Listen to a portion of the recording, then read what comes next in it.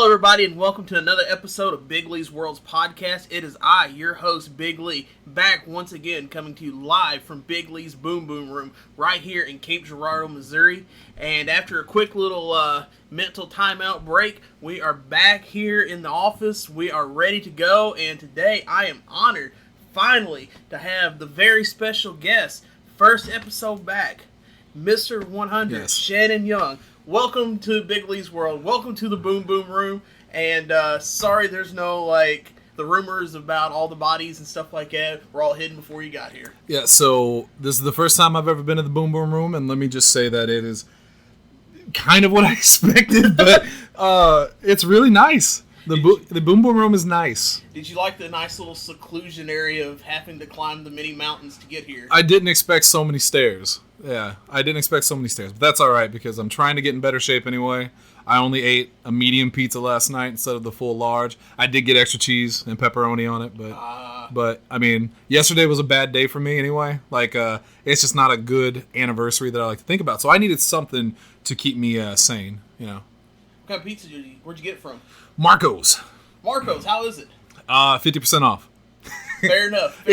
It's good, but here's the problem. When I eat Marco's pizza, I always get this cheesy jalapeno ranch, and they forgot it. Ooh. And so, I thought about throwing a fit because I'm like, I don't even want to eat the pizza without it.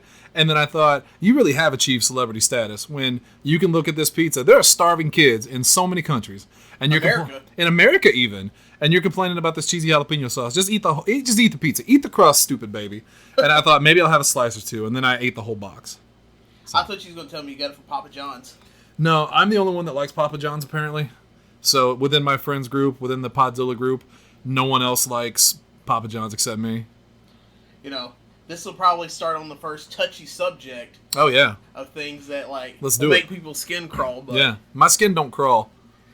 It'll probably sweat in here in a little bit. It's already sweating. Yeah. 80 degrees to me is 100 degrees to most people, so... Hey, I don't run my I don't run my heat in the winter. Anybody that comes here will tell you, they know to bring blankets and hoodies. Yeah, well, that's the only way to go. I keep it at a solid between 67 and 69 in my apartment, yeah. Yeah, I have to have it cold here. Yeah, agreed. But, so, the first thing... Yeah.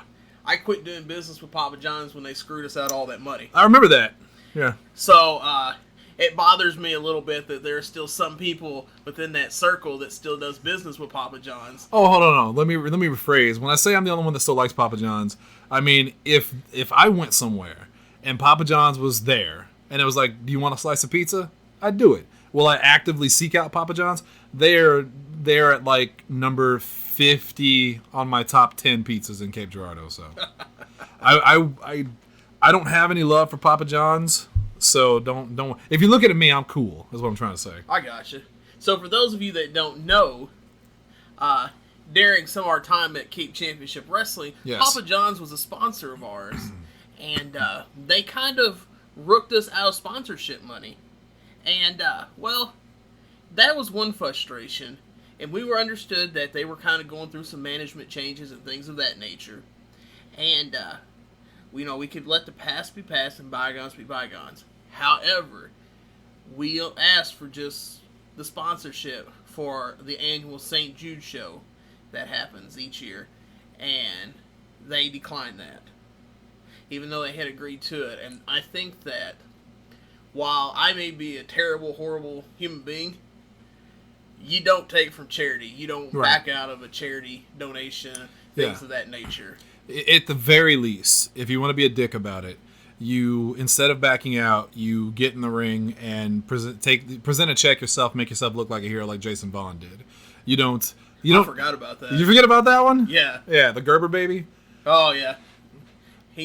Do we cuss on this show, by the way? I have a parental advisory label on here, okay. Yes. Because if for any of you Big Lee World fans, all two of you, who Dalton and the other person, right, you, who are listening, if you ever listen to Podzilla 1985, I can curse sometimes. So I just wanted to make sure that this particular episode, that you weren't going to hit me with any surprise, no, this episode we're posting on CCW site, you can't cuss.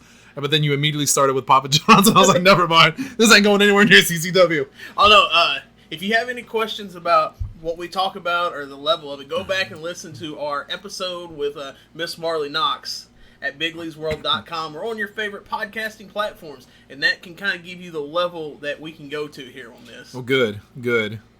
I don't want to destroy any kids' perception of me, but if you haven't listened to my show, then you probably don't want to listen to this one because I might destroy that. Yeah, and if that's the case, I don't know how you found this show, but thank you, algorithms of the creepy NSA and social media that continuously post this to random people. I have two, what are they called? Google Minis that spy on me all the time, so they know everything I'm thinking all the time. I'm getting my first one in a few days. I love them. And I know they're spying on me, but I don't give a shit. So I have Sirius Radio, and I got an email from them, and it was like, hey, go here to claim your free speaker. Yeah. And I was just like, okay, yeah, this is going to be some kind of crazy scam. Yeah. So I clicked on the link, and it's like, okay, here's your code. Put it in the Google store. Yep. And I was like, okay. I did that, and the next thing I know, they're like, it'll be here in like 10 to 15 days. Yeah, I saw that. Actually, Allie told me about it. She was like, she got on Spotify, and they were like, hey, they're giving away these free Google Home Minis. Like we already had one in our bedroom. And she's like, I'm going to get one. And my first thought was good. Then you can give it to me to replace the one your fucking cat broke. But I also thought it was a scam. But then we got it in like a couple days later, and I was like, oh, shit, okay. And when she moved out, she definitely took it with her. So so good on her. She outsmarted me. She often did. Well, hey, if you have satellite radio or Spotify puts out another deal. I mean, all right, so I've got the Spotify Mini. I got the Google Mini in my bedroom. It's basically my alarm clock. And sometimes I'll ask it questions because I'm lonely. I'll say like, hey Google, do you love me? Or hey Google, is it legal to marry you? And it comes back error 404. Well, it stopped talking to me. Oh, okay. And I don't blame it, to be honest. And then I got the Google Hub in my kitchen because it's got a screen on it and stuff, and I was going to use it when I started cooking because I live alone now and all that. But turns out I can't cook, so I just use it to, again, ask questions like, hey, Google, who's my girlfriend? You do not have a girlfriend. Error 404. Like, goddamn right. So, let me give you some single advice. Buy an air fryer. An air fryer? Yes. This will probably be the only good piece of advice you ever get from my podcast. Go buy you an air fryer.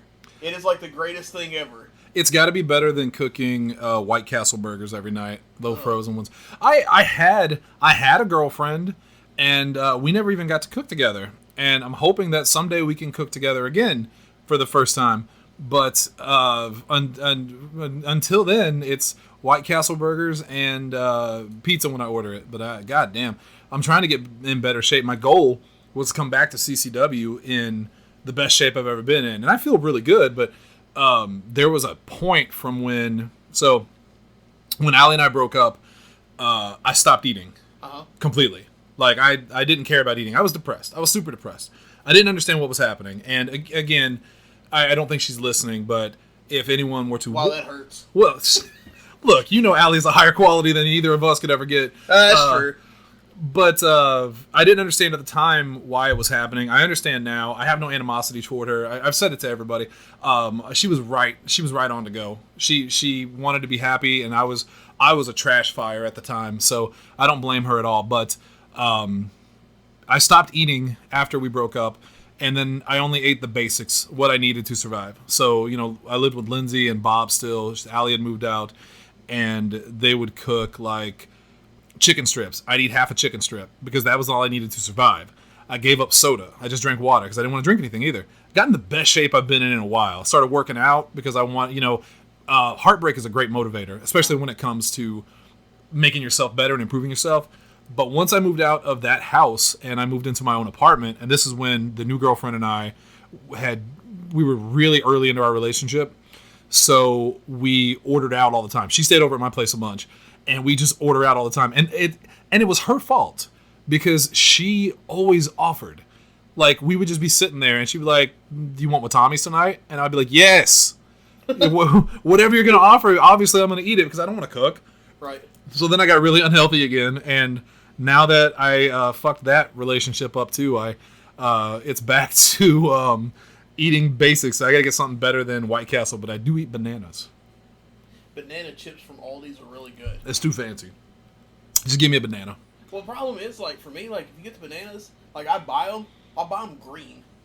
And then they'll set for 2 days and turn brown. And I'm like, how is this even possible? You literally go to bed and you try to eat one and it's still green. And you're like, well, this isn't any good. I'll wait. You go to bed and they're green. You wake up and they're brown. And you're like, it's like you had a time warp pocket or something. Yeah. But you can buy the banana chips and, like, they're good. They got, like, a year date on them. I'm like, wait, what? Like, these chips last, like, a year. And this doesn't even last 48 hours. I got in my cupboard the other day because I basically live like a homeless person in my apartment. Uh-huh. I would just crack open a can of beans and, eat them. I was looking for food and I found a can of soup. And it was one of those hearty soups that has, a lot of filling, whatever. And I thought, okay, well, I know this can. I bought this can when Allie and I were still dating, like a year ago. This can't be good. And its expiration date is like 2040. Mm-hmm. So good to go. And I still messed it up. I was going to say, did you eat it? I did, but I cooked it poorly. I don't know how I can mess up a can of soup, but Jesus Christ, sometimes... Isn't it just like throwing it in the microwave for like 3 minutes? It is, but I threw it in there for too many minutes, so I burned it, but at the same time, it was still watery. I don't understand how it's... If you've ever seen The Simpsons, it's that Homer thing where he pours milk into the bowl of cereal and it explodes. That's me. That's my luck when it comes to cooking. Sorry to ruin any fantasies out there, ladies. If you're thinking, well, I'm a snag Mr. 100, and he's going to cook me breakfast in bed, no. I'll get Dunkin' Donuts with you. He is always down to go out and eat. So no, because the last time I went out and eat, I almost got coronavirus, so maybe right now I'm not. Was that at Buffalo? What was that? Yeah. No, this was at, it was a place in Fruitland. Okay. That we went to. It was a Mexican restaurant, and it was me and... First off, let me stop you right there. How could you ever think it would be a good life decision to go eat Mexican food in Fruitland? Okay, well, if you think that's bad, let me break it down for you even more. And again, I'm glad to be on your show. This is an honor for me. I've never done another podcast. Okay. You were the first podcast I've ever done that wasn't Podzilla. And what I like most about it is when I'm on Podzilla, I've got good people there like Hunter and Dalton and Asa and Lindsay and Tanner who will stop me from telling stories that could incriminate me. But I have no filter here. Right. So this is the best. So let me tell you why a Fruitland thing was a bad idea. So it's what I now assume is my ex-girlfriend. I think she's my ex-girlfriend at this point. I kind of hope not, but at the same time, it doesn't look good. She invited me to go to dinner with her and her friend. And they're like, we're going to go to this Mexican restaurant. And I don't normally go out with people. I'm very private. If anyone that knows me, I know, I do the wrestling thing and I do the podcast, but I'm like John Moxley. I'm such a introvert when I'm not doing entertainment. So I stay home all the time. But me and this girl, we weren't in the best of places at the time, and I wanted to make an effort at being better about being available for her. So I was like, yeah, let's go get dinner. So she tells me, okay, well, it's this Mexican restaurant and it's in Fruitland. And my first thought was, I don't want to go to Fruitland. You know who lives in Fruitland? Allie. So, and I have this fear that wherever I go, she will be there. And it's never happened. I've only run into her one time since we broke up. One time. I was driving to work. She was driving the other way. And this was early on in the breakup, so it was hard to see. I didn't like seeing it. When I drive by her workplace, I won't say where she works. When I drive by it, I almost did. I don't look at the parking lot because I don't want to see her car. Because she drives a yellow car. It's very obvious. But and it's a pretty terrible place to go to in general. Well, the current sort of probably ex-girlfriend really likes it, so I don't want to say too many bad things about it. I don't know if she's listening to this or not. She might. She's a fan of Podzilla, so there's a good chance she might be listening to this. We get there, and she's running late because she had to do stuff in Cape, and I told her I was just going to drive over there and meet her. So I go to the restaurant, and I shit you not, I sit there out in front of this restaurant on the main drag for 30 minutes waiting. And the thing that's going through my head the whole time is, she's going to drive by. She's going to drive by and see me standing on the side of the road looking pathetic. And she's going to, and my fear is that her first thought's going to be, he's stalking me. And like, I have never once stalked her. Ever. Didn't check her Facebook, never checked her social media. Once we broke up, I let that shit go. I wanted her to have her life. She deserves it. So I've never done that. I don't want her to get the impression that I would do that, but she would probably go, why is he in Fruitland? No one goes to Fruitland. Fruitland, it might as well be a crater. You know, it's like Chaffee. It's just a hive of scum and villainy. I don't like Chaffee. I don't know why. But anyway, so yeah, go there, have dinner, get the call 2 days later, you might have coronavirus. Cool. I forgot how we got to this story, but that's the end of it probably. Well, I was going to say, I should also tell you, for those of you that this is your first time listening, because Mr. 100 is on here, I'm pretty scatterbrained and go off on tangents, so you'll just have to deal with me here. But I'm not for sure how we got to Fruitland. Yeah. Oh yeah, Buffalo. I'm Buffalo. Yes, it was Buffalo. No, it was a Mexican restaurant in Fruitland. And you know what? It was a good place. Pizza Inn in Fruitland's pretty good. I haven't had Pizza Inn in forever. Oh, well, I mean, haven't been since the whole worldwide shutdown, but... Well, it was there was a Pizza Inn in Cape, and before it closed, that was the last time I went there. I haven't been to CC's in forever. Actually, the last time I went to CC's Pizza was literally... do you remember when we all went with Marco and Logan and his family, and they had that little get-together for CCW there? I wasn't invited. I was afraid you were going to say that. I remember Jason being there and Dalton being there, and that's it. And Allie and I think Asa. But it was I think it was like Marco's birthday or something. So, of course, we take him to like a CC's because he's a child. Yep. That was the last time I went to CC's Pizza. Yeah. Buffet pizza is just not my thing normally. So, when I was working at the old place of employment, we would used to go there on lunch breaks. But we had gotten so good with the manager there, the morning manager, he would just be like, hey, call in your buffet or call in the order that you want. And by the time you get here, we'll just have it ready for you. So we would call in like, hey, we want like a large meat lovers pizza on the buffet when we get there. And it's like, okay, is this Big Lee? Yeah, all right, cool. So I get there, pay, and they're like, we walk in, hey, it's Big Lee. And then they're like, we got your pizza here ready for you. So we get our large pizzas and, just pay the buffet price for it. I find that when, especially with pizza places, if you walk in and they immediately put your order in and have it ready before you even get to the counter, you probably go there too much. Right. They do that to me at Little Caesars. We used to go to Little Caesars all the time. And by the time we got up to pay, it was pretty much done. And I thought, I come here too much. I'm eating too much pizza. If they know you by name and you've never told them, then they know. Then you eat here too much. Or that celebrity status. Well, okay, so there was a girl that used to work at Little Caesars, and she was very pretty. And this was years ago. This is pre-Allie. This is back during the Lindsay era. And this girl, it was me and my friend Bob and my friend Matt and Jesse Kimball, who's on Podzilla. And this girl, she worked at Little Caesars. She knew all of our names. She knew all of our names because she read them off our credit cards when we... yeah. So she befriended all of us. It was the creepiest thing, but I come to find out that you can be as creepy as you want to be as long as you're attractive. If you're attractive, you can be a straight up freak and no one will bat an eyelash. If you are unattractive, you better be the most pleasant person in the world or you will get, and you're still going to get trashed anyway. That's how Poppy got famous. Okay. Okay. Which part? Because she's attractive or because she's damn attractive? You say she's attractive right now, damn it. Well, no, I'm saying, she can get by with her weird, creepy stuff because she's because she's cute. Yeah. We saw her in concert. Actually, one of the last things Allie and I did together, we went to a concert in St. Louis, and it's only the second concert I've ever been to in my life. I've been to 2 concerts in 38 years. The first one was my brother dragged me to, it was in Cape. It was Kansas and Styx and one other guy. I don't remember who it was. It was the guy that sang that song, hey, missing you at all. That guy? Nope. Okay. And then it was the Poppy concert. Poppy was much better. Much, much better. That was at the Delmar Hall, right? I think so, yeah. Did you pay the $250 extra to get to not get a picture, like a semi-friendly photo with Poppy, but her acting like she's dead in a box and you have to stand across the line? Surprisingly, I didn't. I think once I saw that, I kind of lost it for her because I was like, it's performance art. Like she's so heavy into this character, and I respect it in a lot of ways.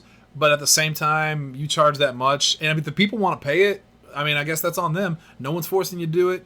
I think it's kind of shitty, but it's whatever, man. Sometimes I don't understand celebrities. I know what I did do is I bought the CD I bought the Poppy CD, and I guess when Allie and I broke up, she thought that that was for her, and it wasn't. So she took my CD. Well, you still buy CDs?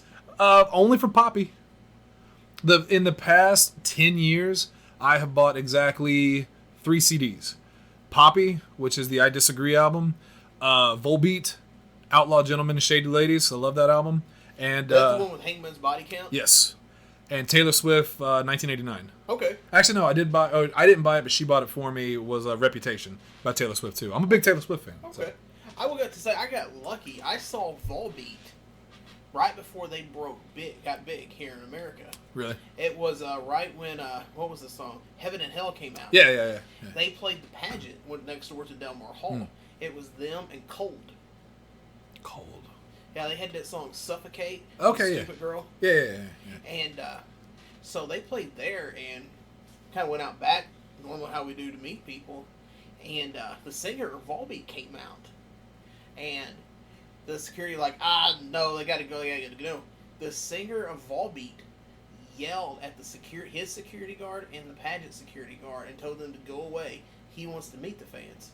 So I actually was able to get a picture with him. And what was cool is I seen them then, and then the next time I didn't see them again until they co-headlined Busch Stadium with Metallica. Did he remember you? No, I didn't get to meet him Okay. because I was like they wanted. I thought he saw you in the crowd and was just like, "Is that Big Lee? Get your ass up that here." happened to me at Seven Dust. Really? When they came here. I've never had a celebrity recognize me. The most pathetic thing I've done was probably at the Poppy concert. Because again, I've never really been to concerts, and I love music, but I've working in CCW especially because you've been there, and not only CCW, you've been concert promoter. You've done so much stuff and met so many celebrities. But you know what I mean? You get to a point where you stop being impressed by meeting celebrities. Yeah. So every time a wrestler comes through CCW and a lot of the younger guys are like freaking out and they're like, oh my God, it's, who was there that one time? LAX. Like LAX, oh my God, LAX. Or, oh my God, it's Scott Steiner, stuff like that. It gets to a point where you just see him and you just go, hey, what's up? Like I bumped into Scott Steiner backstage, literally bumped into him. And we turned around and was like, hey, man, what's up? He's like, hey, how you doing? It just stops being a thing. Right. Because you see him so often. But when we went to the Poppy concert, immediately, once she came out on stage and the music started playing, I turned into a 14-year-old girl. And I'm screaming and bouncing up and down. I'm pretty sure that's why Allie left me, is because I embarrassed her that night. Because I turned into a straight-up fanboy.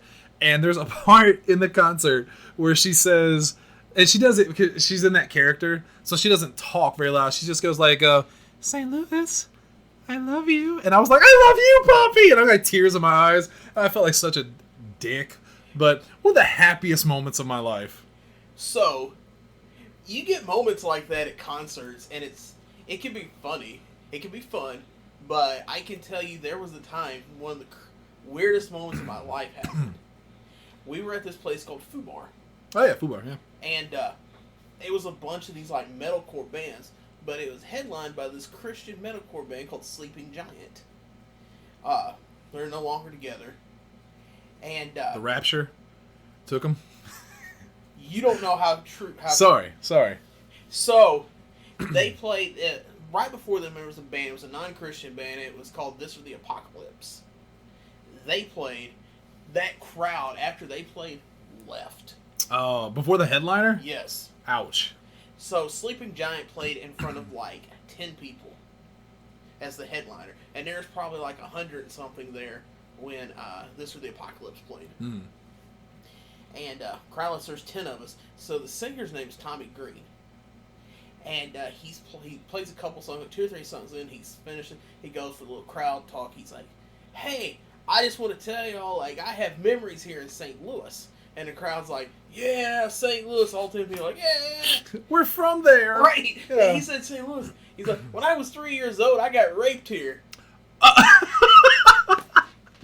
And then someone in the crowd go, yay, rape. The crowd, like, just like, I remember looking at my buddy, like, and he just looks at me like, and then he just starts playing into the next song. And we're just like, complete vibe kill. I could see that.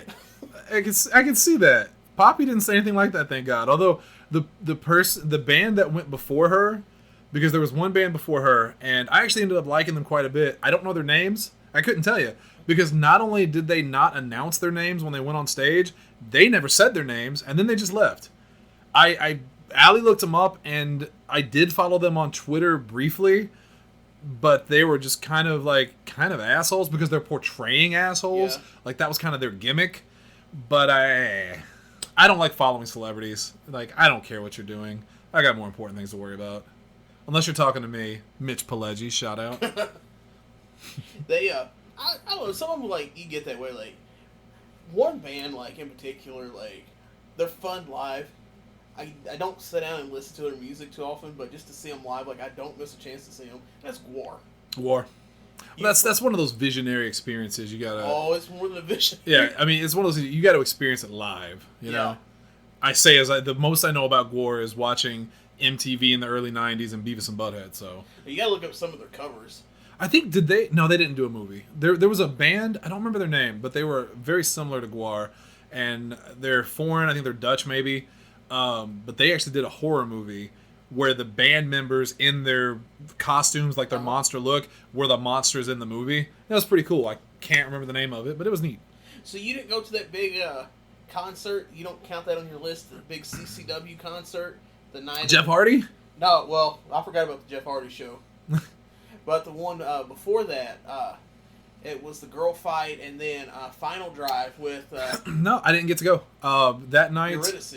I love Eurydice. I'm friends with a couple guys in that band. JR is one of my good friends, great guy. But that night, I was helping with... Myself and Allie were with Lindsay at the convention because she had a table. Actually, her and Allie had a table together. So I was helping them run that, and I was also running the Gaming Grounds table while we were there. So I did not get a chance to see Girl Fight. I know Asa and Dalton did, and they spoke very highly of it. I wish I had been able to go, but yeah, didn't get to see it. So I didn't get to see that concert. I was there for the Jeff Hardy concert. We had Jeff Hardy on Podzilla on Pro Wrestling Unscripted. I got to do cool. Great security for that. Yeah, well, you did a good job. Yes, the most awkward is me just standing there. Sometimes that's all you got to do, though. Just standing there, like watching y'all do the podcast, and I'm thinking, what am I standing here for? In case I attacked Jeff Hardy, because turns out, what me and him bonded over? I don't know if you listened to the interview. We bonded over music, actually, because he grew up around the same time I grew up, and we were both, I didn't know we were into the same bands. He name dropped them before I did, and then I just gushed. One of the ones he mentioned that I really loved, Bone Thugs and Harmony. Huge Bone Thugs and Harmony fan. And he mentioned Bone Thugs and Harmony. I was like, holy shit. Jeff and I, we just kind of bonded in that music. We're talking back and forth about it. And it's another one of those times where, again, because you've done this for so long, talking to a celebrity, eventually it just becomes like talking to a regular person. Right. So I was talking to Jeff Hardy, and people that I know were like, oh my God, you talked to Jeff Hardy. And I was like, yeah, it's cool. You like Bone. Right. Nice guy. Yeah. Yeah, he was super nice. Like, him and Matt both were. Yeah. I didn't get to... All right, so Matt is one of my biggest regrets. Because I was always a Matt Hardy fan more than a Jeff Hardy fan. But when Matt Hardy came to CCW, we weren't quite doing the same things with CCW at the time. Podzilla, we were still in the front row. We weren't really part of the show at all. So when Matt came in, I remember seeing Matt walk by, and I wanted to say hello to him. But I was still very much in that phase of, no, you don't speak to these guys. Leave them alone. So I didn't say anything to him, and I always regretted it. Yeah, I always wanted to meet Matt. Never did get to.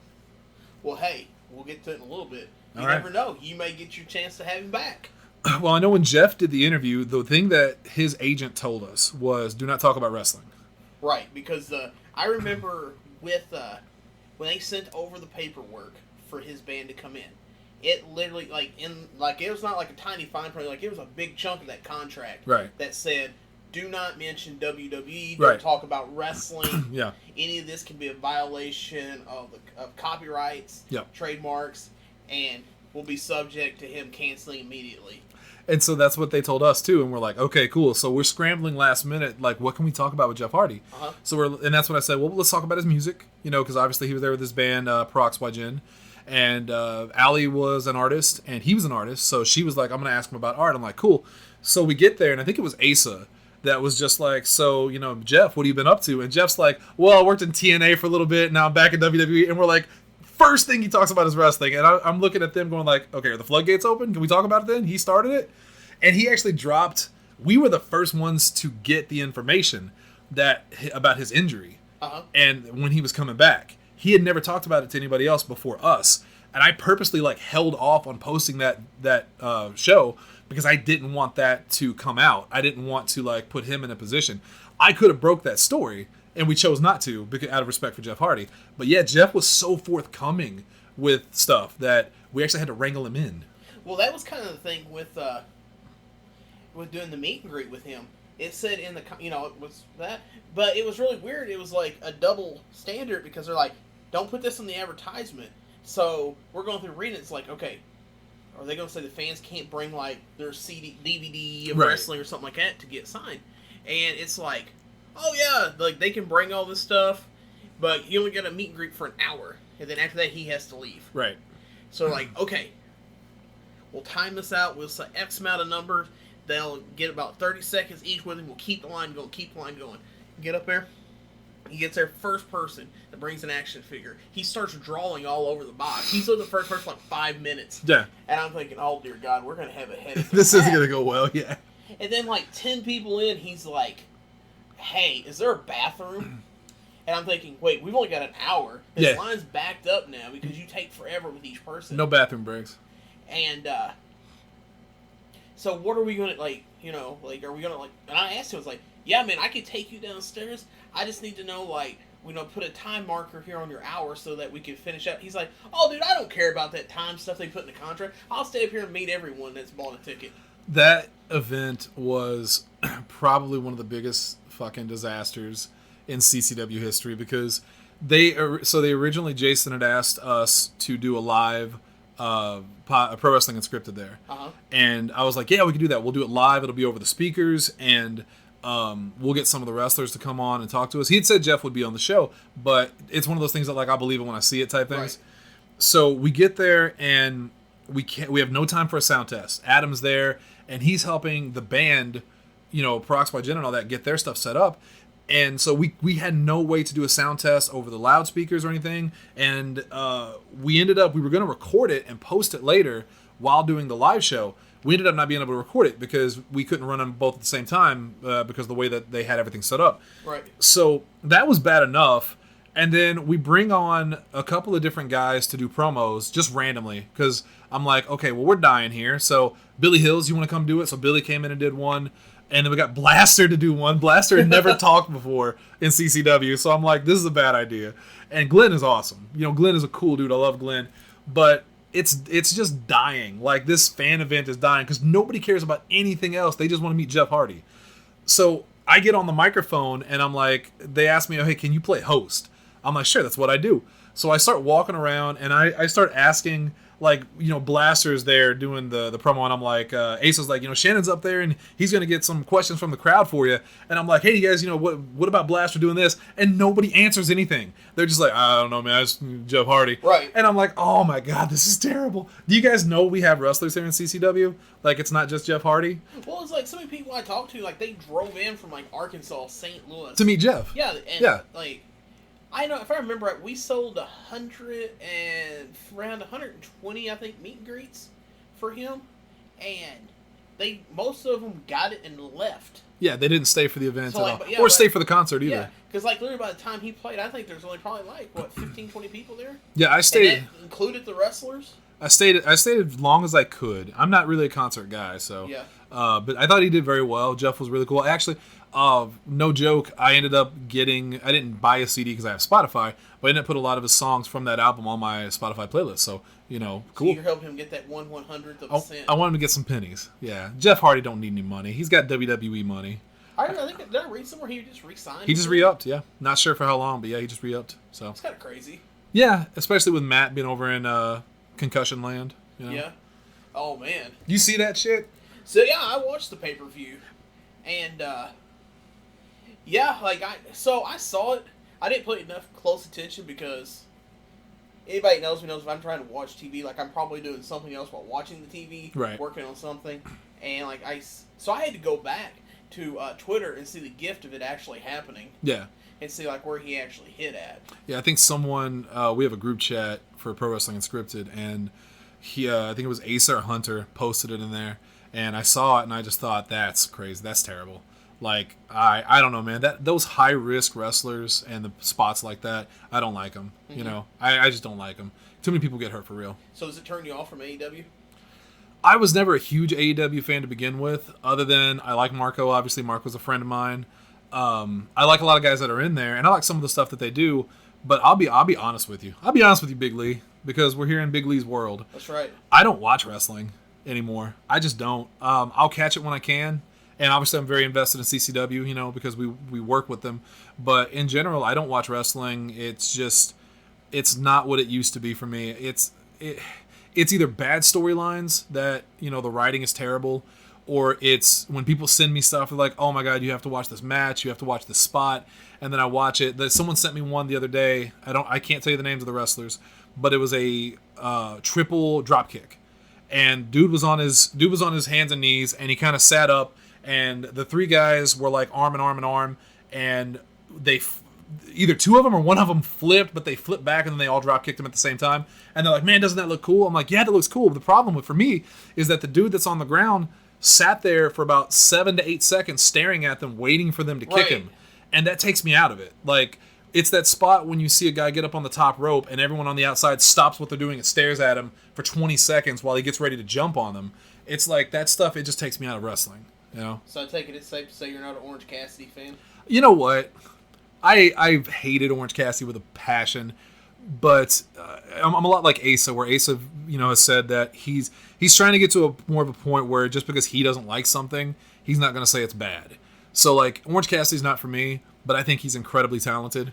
Some of the stuff that he does, the way he does it is insane. Keeping his hands in his pockets and doing all of those incredible spots. If I ever met Orange Cassidy, I would tell him I respect the hell out of him. I mean, he is incredibly talented. So I will say this: I was not a fan first seeing Orange Cassidy on the TV, like on GCW. Like, Yeah. I was not. I didn't become a fan of Orange Cassidy until I saw it live, and it was just like seeing it live. I think it was him. It was him and like Joey Janela in Chicago, and once I saw it live, I was like, I get it. Right. Like it's something snapped inside of you. It's like it makes sense to me, the crowd reaction. Yeah. Well, that's the thing is, like, to get a reaction like he does for what he does. I mean, you can't get that shit over if you're not talented. Right. You know, there's a certain level of suspension of disbelief that I will do with wrestling. Orange Cassidy is probably my limit. Dalton has tried his best to get me to like things like the Invisible Man versus the Invisible Stan, or, you know, matches where they wrestle blow-up dolls and stuff like that. And, like, again, if that's what you like, cool. Because I don't like death matches either. I know you're into the death matches. I love the death. There ain't a better wrestling in the world than the death match. And they're not for me. But again, if you enjoy it, like, that's... I grew up in the 80s. So, and I'm not going to tell anyone that my wrestling is better wrestling, because it's not. But I grew up in the 80s, so the Hogans, and especially, like, to me, Shawn Michaels was the top wrestler of all time in the ring. And in a lot of ways, I still think he is. But there's so many guys now that do things that are just blow everything they ever did out of the water. But I think it's the fact that I grew up with it, that I have the nostalgia for it, so it will always be better to me. And I have a lot of Jim Cornette's views in a lot of ways, except for the dumb ones, like the racist ones and the sexist ones. I don't have those views.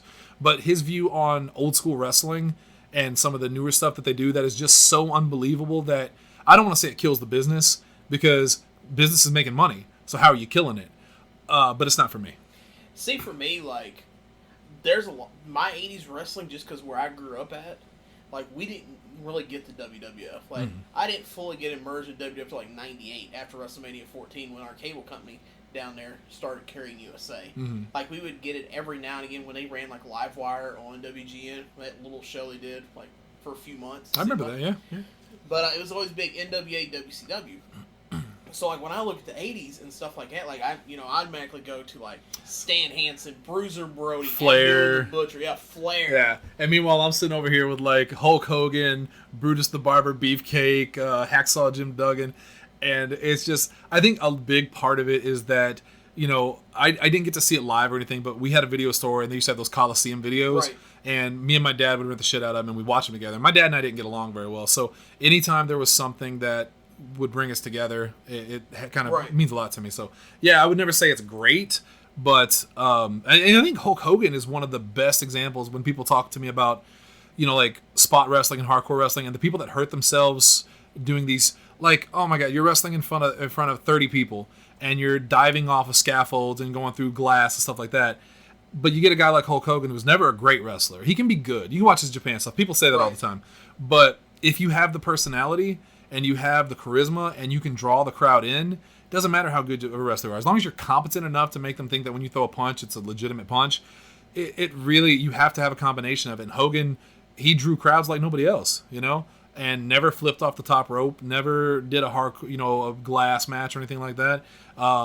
But I mean, he's also Hulk Hogan. There's not a lot of Hulk Hogans out there. Right. I mean, he's a piece of shit, don't get me wrong. I want to clarify that because I've defended Hogan a lot, but my God, what a dumb motherfucker. I can't defend his personal life. My Hulk Hogan stops in the 80s with the character. It's funny you said it because I feel the same way about Abdullah the Butcher. That you like the character, but you hate the person? Right. For him being a little pussy for how he let Bruiser Brody get killed by Carlos Colon. Oh, yeah. Which I still have animosity towards the whole Carlos Colon family. Hence why I did not stay for when y'all brought in Carlito. Hey, don't look at me. I didn't bring it. Because it wasn't my decision. I refuse to support that family. No one came, for the record, no one came to me and said, Shannon, we're thinking of bringing Carlito. Wait, maybe they did. I was going to say they did. Yeah, they did, sir. I still remember one of my favorite memories from CCW when it was an event in, I think it was Chaffee, and it was one of the end of the year events. It was the first show Del Tucker was on, and he had like a mystery opponent, and we're sitting there waiting for who it is, and it turned out to be Blaster. Uh-huh. And I remember looking over at you because we didn't know it was going to be Blaster. We had made a joke out of Blaster for months on Podzilla. I credit us for getting Blaster over, because we made fun of him so much. And not because we didn't like him. I love Glenn. He's a friend of a friend. Actually, my friend Justin is good friends with him. But it was just, he had the Sin Cara mask. I mean, Right. he looked ridiculous. So Blaster comes out in the fucking custom mask and the armor. And I looked over at you and you're laughing your ass off because you knew they were doing it and I had no idea. Right. That was one of the best surprises I've ever had in my life. I love that. That was so cool. So let's talk about a little bit of that here. Let's talk about your moving. So it's pretty obvious. You had the podcast. Yeah. You had the Pro Wrestling Unscripted. Yeah. You've been a wrestling fan for a while. Yes. Well, maybe not now, but I'm still a fan. I'm still a going fan. up to it. So there's CCW. Yeah. You talked earlier about it. Y'all are in the front row. Yeah. Then you went from the front row. How'd you move from the front row to the To getting where- more involved? I think, not to toot my own horn, but I think my rise through CCW is one of the better stories ever. Because, and there's going to be a lot of people that hate me. There are a lot of people that hate me, and rightfully so. But we started front row. So the very first show that CCW did, Hunter, I have a good friend, Hunter Hendricks. He was the first GM of CCW. He was working with Real Rock at the time. He wasn't supposed to be, but he was. Who was supposed to be? So I never told you the story? No. How he got it? No, I'll pause my story because I want to hear this. So originally, for those of you that don't know, the Boom Boom Room is also, for many years, well, maybe not many years, 3 years, was the headquarters of where all the great meetings of CCW happened. Yes. There have been many great decisions and wars fought in this very room. In the war room here? In the war room here. Yeah. But, so originally it's going to be Kirby Ray. Oh, really? Yes. Lord Kirby Ray? Lord Kirby Ray. So. Golden Feet, as we call him. Oh, yeah. Well, now I want to pause my story here while you call him Golden Feet. I mean, the dude literally, for Thanksgiving every year, posts a picture of him with silverware with a foot on a plate and is going to eat it. I don't know if he's got a foot fetish or what, but that one picture certainly made me believe so. So, But I love, also, for the record, love Kirby. Great guy. He is. Very good guy. So, we'd met, and we were talking. I was like, here in the room, like, okay, so we need to get somebody local that people know that'll bring in a local crowd. Right. And get the word out and stuff like that. Like, okay, well, I knew through concerts and stuff like that, I knew Kirby. It's like, well, hey, I know Kirby Ray. I'm going to see him in a couple of days out at the Harley lot where they brought Jackal. Yeah. I was like, so let me go talk to him and see if he'll do it. So we get out there, and I run into him. I'm like, "Hey, Kirby, I got this spot. How do you feel about it?" "I don't want to do it." "Oh, wait, what?" He's like, "Yeah, man, I'm not a wrestling, but it's not for me." Yeah. I was like, "Okay." So I was like, "Well, okay, that's fine." He's like, "Well, hey, this other guy I work with, his name's Hunter. Reach out to him and see if he'd be interested in it." So we met again a couple days here. I told him, like, "Hey, Kirby don't want to do it." He told me to reach out to this Hunter guy. And they're like, "Okay, well, who's that?" I was like, "Apparently he works with Kirby." Like, I'm sure as you could probably tell around here, the mainstream rock radio is not really. It's not your cup of tea. Not my cup of tea. Not your forte. Yeah. It's not death metal or hardcore, in which, nothing against them. It's like that's not their style of music they play for their target demographic. Right. So, I wasn't really too familiar with it, or with them. And it's like, okay, so we agreed. It's like, okay, so I shot him a DM, and then that's how it started. So anyways, go ahead with your story. Which brings me to my story, because the two-part reason that I even went to the first show, because I wasn't going to go. Because I've never been to an indie wrestling show. And I don't have anything against them. I just, my wrestling was just WWF, WCW, ECW eventually. So I wasn't going to go originally, but Hunter got that. And he was like, "Yeah, if you could come out and support me, it'd be great." And I thought, well, yeah, I could probably do that. And then I've been friends with Osby Tomlin for years. We go way, way back. And Osby was wrestling on that show. But then, injuries, right. And that was basically his goodbye show. So when he told me that, I was like, okay, well, I'm definitely going to be there now. So myself and Allie and Tanner went to that very first show. And I fell in love with CCW immediately. First wrestler I ever talked to, other than Osby, obviously, was Sarge. Yeah. Met Sarge. So we're back where it's during the intermission, and we're walking around, and I'm looking for Hunter because I want to say hi to him. And then Sarge walks by, and I just say, "Oh, Mr. O'Reilly, I just want you to know, man, you're so good," because he's so entertaining. And he thanked me. And he was super nice. And then he added me on Facebook like the next day. I remember laying in bed with Allie, and I'm like, "Oh shit, Sarge added me. That's crazy." So after that, I'm proud to say I do believe I am the only person who has never missed a CCW show. I've never missed a single one. We started in the front row. We were the loudest fans. We wanted to support the product. We went along with it. So we cheered Jason Vaughn even though we didn't want to. I still remember when Justin Smart wrestled Jason for the first time, and Justin's leaving and he just bows. He's like, I do what I can with what I have to work with. And we're like, shit, that's crazy. That's funny. But yeah, we started as fans. We did the Podzilla thing. And I forget which show it was, but I remember asking, because I met you and Jason at the store. I don't know if you remember, but you came by the store for something, and I don't remember what it was. And I think it was me and maybe Dalton. I don't remember exactly what it was. But we came in when you two were there, and we all talked. We talked for like 30, 40 minutes just getting to know each other, and I thought you both were awesome. I really liked you guys. So I got the idea of, how can we help CCW? Maybe we can help push ticket sales. So I thought, we'll do a preview show. And I don't remember which show it was, but we ended up getting audio from Austin Lane, Billy Hills, Brandon Barbed Wire. And we put together a preview show like we would do for the WWE shows. And we put that out there. It went very well. We had a ton of views, listens. People loved it. And after that, I don't remember how it started, but they asked if Dalton and Asa would be interested in doing backstage interviews, and we used to play them on the screen. It was bad. The technology wasn't there at the time. Right. But they would do that, and I didn't want to do it. The reason I didn't want to do that was because I don't like being seen. Again, people think that I'm this really outgoing individual, but I don't like being seen, so I wanted them to do it, and I helped direct. So I would tell them, okay, you can talk about this, or what if you did that? So I did like kind of production stuff. It went from that to whenever they signed the deal with KBSI, and we were going to do Chaos. I don't remember if it was Jason or Osby, but one of them called me right before we did Pro Wrestling Unscripted and said, "We're doing this. Would you guys be interested in doing commentary?" And obviously we jumped on it because that sounds like a dream. So yeah, absolutely. So we did commentary for them, and while we're doing commentary, I remember we had and this went on for like probably a year. Maybe less than a year, however many episodes we did. And, I got to really stretch my legs on that because I got to direct the videos and the promos, and I edited everything. I don't know how many people know this, but like all of those Chaos episodes and stuff, that was me. I actually, it was me and Zach Price originally, but then Zach left, and then I did all the editing myself. I directed the promos. I helped write them out. I was doing so much stuff backstage, and I loved it. Like, that's what I wanted to do. And we had a ring announcer, Big Curtis. Remember Curtis? Oh, yeah. I remember Curtis. You remember Curtis?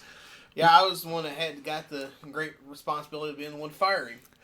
I wondered about that. There was a show coming up. Curtis was gone. You guys didn't have a ring announcer. I think it was Ken was doing it. Yeah. And Ken couldn't make it to the show. So Jason asked me, do you want to do ring announcing? And I was like, yeah, sure. I'll give it a try. So we did the ring announcing. Actually, this kind of ties into one of the questions I got. I don't know. Do you have the questions that people have asked? Oh, I have a list here. Now, I will tell you that my handwriting's atrocious, so when we get to the question part... Well, there was one that Caleb Carter asked, and he said, what was your first night like ring announcing? Right. So I can tie this into that, because Caleb, I know, does ring announcing as well now. So he probably shares a lot of the same thoughts I had. From the Four Sides Podcast. From the Four Sides Podcast. Great podcast. Yep, make sure you check it out on your favorite... listening thing. Right. Device. Yeah, Four Sides, Big Lee's World, Podzilla 1985, and My 123 Cents is like the holy foursome there. That's the best right there that you can get. I'm pretty sure it's 5. Podzilla 1985, Big Lee's World. It doesn't matter. It doesn't matter.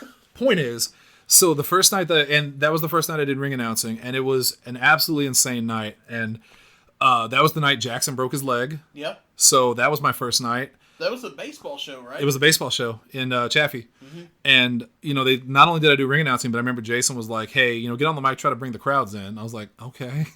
I've never really done this, but all right. But I've hosted, Podzilla for so many years that, and I've done other entertainment stuff too. I did radio a little bit. I mean, I'm used to this kind of stuff. So I'm doing the ring announcing, and Caleb, just so you know, it was absolutely chaotic. Jackson broke his leg. There were drunk people that were trying to storm the ring.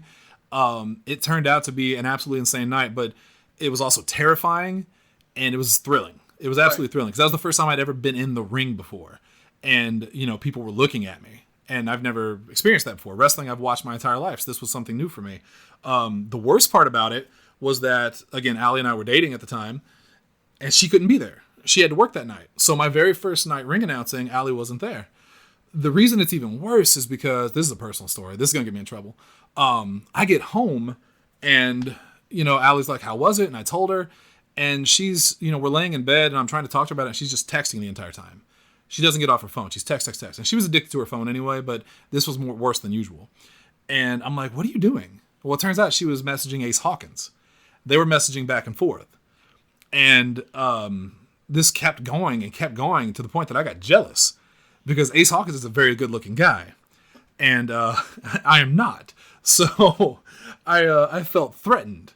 And so I storm off. I go downstairs, and I'm like, well, I'm just going to pout until she comes down here and makes me feel better. And she never did. Like an hour goes by, an hour and a half. I go back up. It's like midnight. She's still messaging Ace Hawkins. And that's when I put my foot down, and I got pissy about it. Now, to be fair, they didn't do anything wrong. Ace didn't do anything wrong. Allie didn't do anything wrong. I was just being a jealous little bitch. But I complained to the point that she stopped talking to him. So I always felt bad about that. So that was my first night ring announcing. Broken leg, drunken fight, terrified, and I hated Ace Hawkins for a week or two. Anyway. Didn't you also get lost? No, that was the last one we went to. Okay. The last Chaffee one we went to. That was terrible. But I did ring announcing, and I remember Austin Lane called me like the next day. I was on my way to Arby's, and he called me, and he was like, I think this is what you were meant for. You're really good on the podcast, but I think this is what, and you're a good commentator, but I think this is what you were meant for. You bring an energy to that no one else does. And I got so many compliments for my ring announcing, and it was a good feeling. So Jason asked me if I wanted to be the permanent ring announcer going forward. I said, absolutely, let's go for it. And I remember talking to Tommy Dreamer backstage once, and he told me, you have... Easy name drop. Yeah, well, hey, I do that a lot. I can text Dolph real quick and see what he thinks about all this.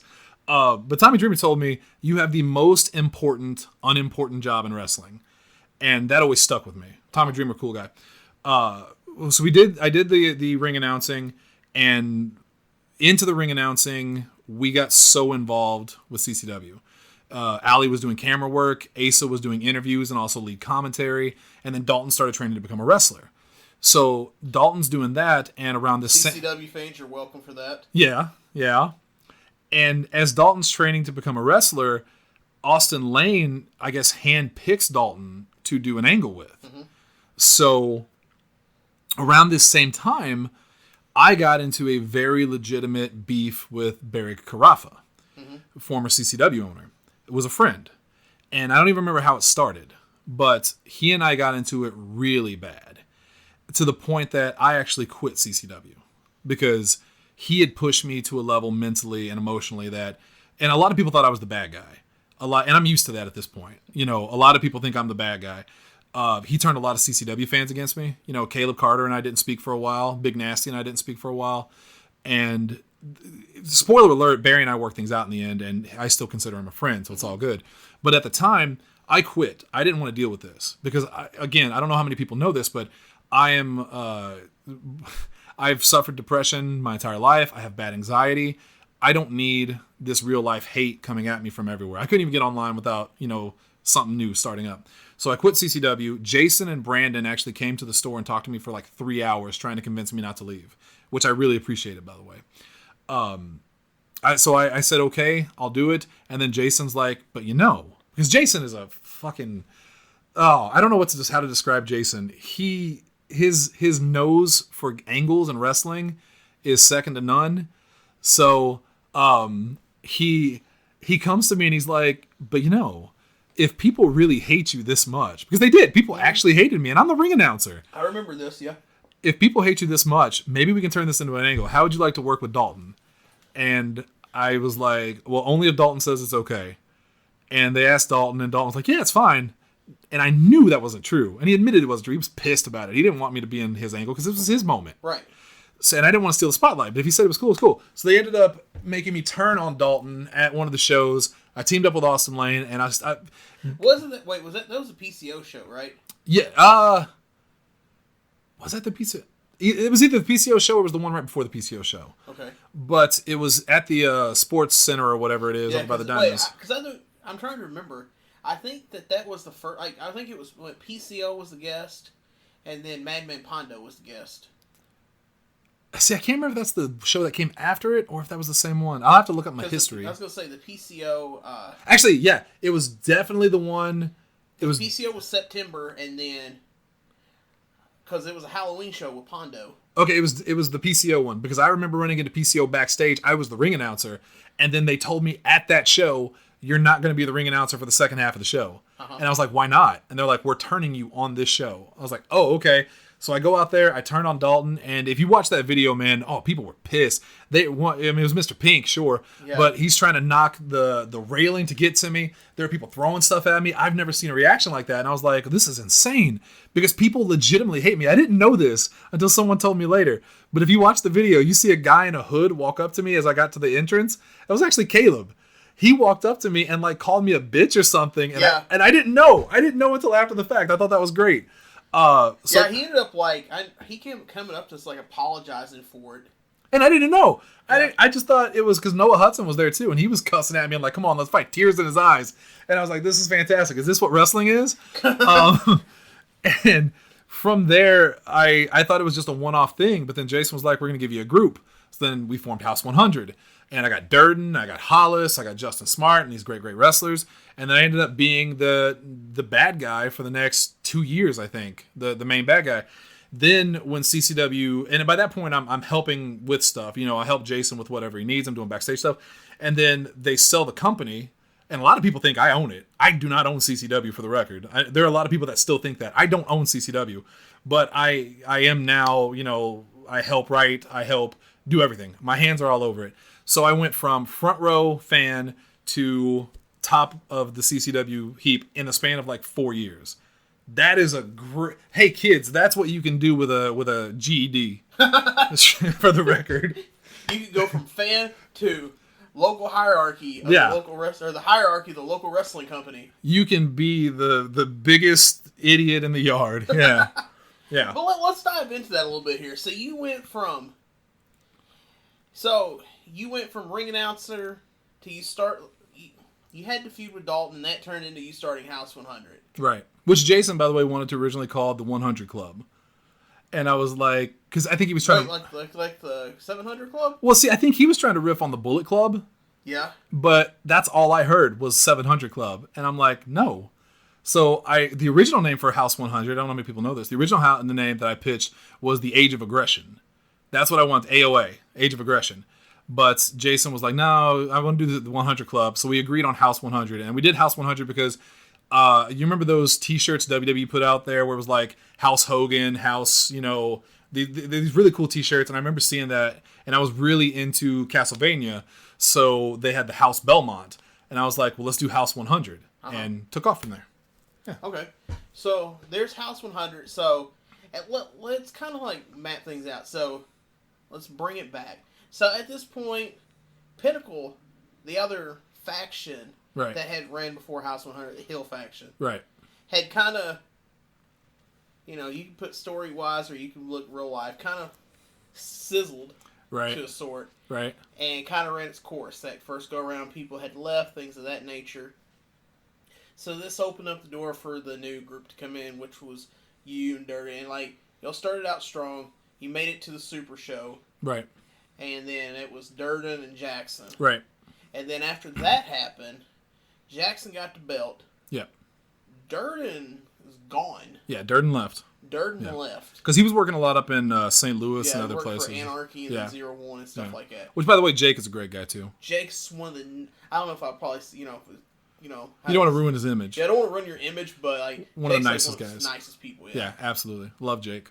Yeah. I remember one time he came up to me, and I think it was... Well, actually, I think it was that show that what House 100 had started at. And he'd come back, and he's like, hey, man, is it okay, it's in a show if I go set up one of those tables and sell some shirts? And I'm just thinking... Jake, you can do whatever you want. I'm like, why are you asking me this? I don't care, go ahead. He's like, well, I know sometimes, if you're a bad guy, they don't want you. It's like, no, man, you got to understand, I'm all about making money. Get out there and get your bread. Get your paper, fam. Yeah, but I get that, because one thing that I never, if you notice, up until the very end, I never went out and talked to the crowd during intermission or after the shows when I was a bad guy, because I wanted to keep that idea up that I was the villain. So I stayed backstage. I didn't, and they pitched to me, Dalton especially, because we had done a run of PW shirts that we sold out. Right. And he's like, why don't you do a shirt? And I thought, I don't want to sell merchandise. I'm the bad guy. So I never did it. That's why the only House 100 shirts that exist are the ones that Michael Goodman made based on Caleb Carter's design. And they asked me permission to do it. And I said, sure. But I never wanted to sell. I'm not in this for merch. I'm not in it to make money. I just have a passion for it, I got you. Yeah. So, this is Super Show what? 2? 3? One of them. Yeah. Is this the one where I went through the table? No. Well, it may have been. Hold on. So, it's not the first show. It's not the fourth one. So, it's either 2 or 3. Right. So, it's a show where Durden drops the belt. Right. So, from here, this is where kind of my frustration really starts with CCW. And not just with me, management in general. So, I guess this has been 2019. Yeah. So, that would have been, what, Super Show 3? It's one of them. Okay. Hey, you should check out the great CapeWrestling.com new revamped history website. Thanks, Brian Rhodes, for making it and then telling me, hey, work on it when I'm gone, and I'll get to it eventually.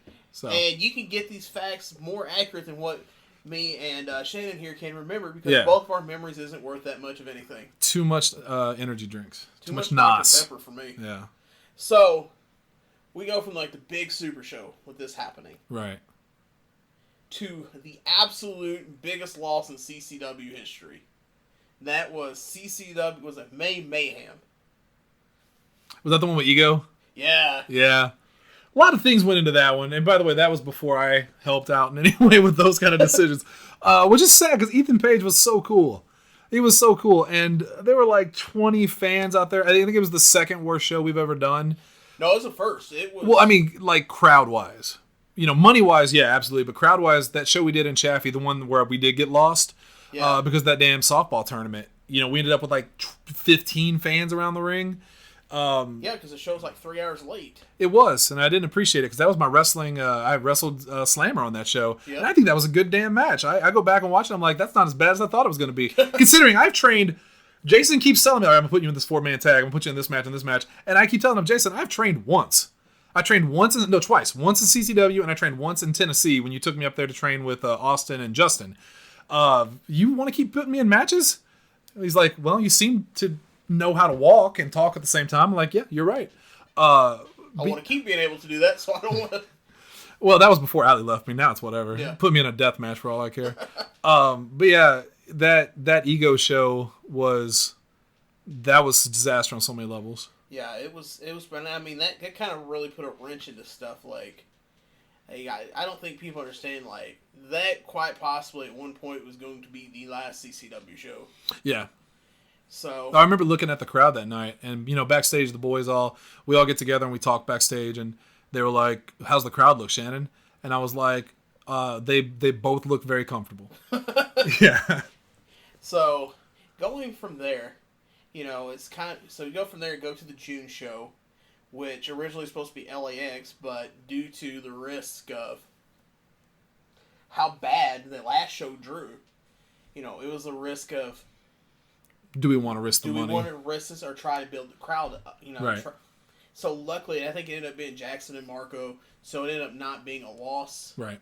So then that moved us into the July show, which was the guy from AEW that came in, Sean Spears. Sean Spears, anniversary. Yes. Yeah. Which was cool to have him here.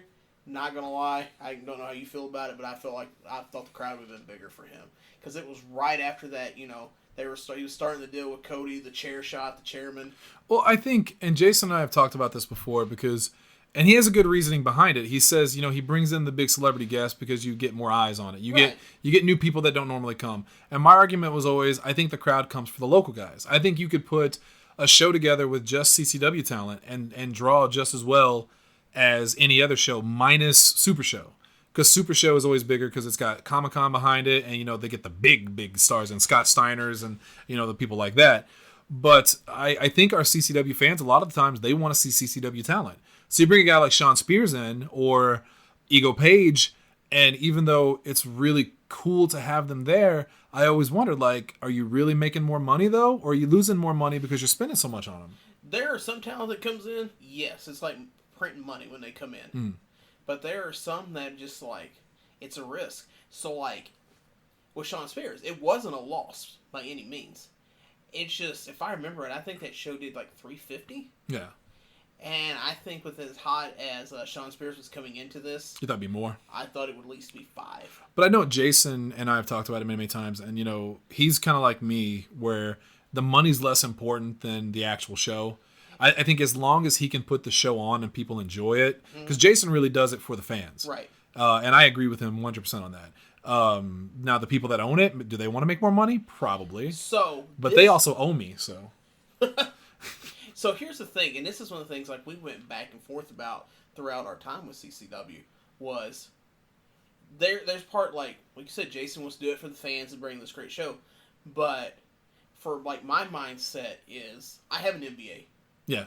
It's everything I do, it has to make sense financially. Right.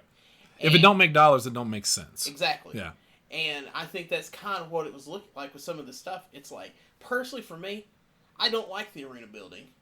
I think it's an unnecessary expense.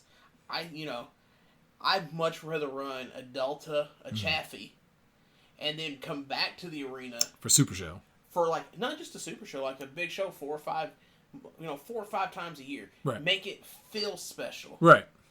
And, before all this, the world shut down with the Shawnee, and apparently, it gets coronavirus out there and it has to get shut down. And, that was one of the things I never understood is why the fans, it really also seemed like a lot of times the fans hated the Shawnees. Yeah, whenever we ran there was always less people. Yeah, and that really amazes me because, I personally like it. I like the small, if you're going to have a crowd of 250 people, I'd rather be in a building that holds, 350 caps. So it looks full. It looks, it's more energy. You can feel that energy. Yeah. Versus that same 250 and 1,000 person capacity. The only thing I didn't like about the Shawnee Center was the fact that they didn't have Adam couldn't do any of his normal lighting or smoke and mirrors and stuff like that. Yeah. So it felt very sterile.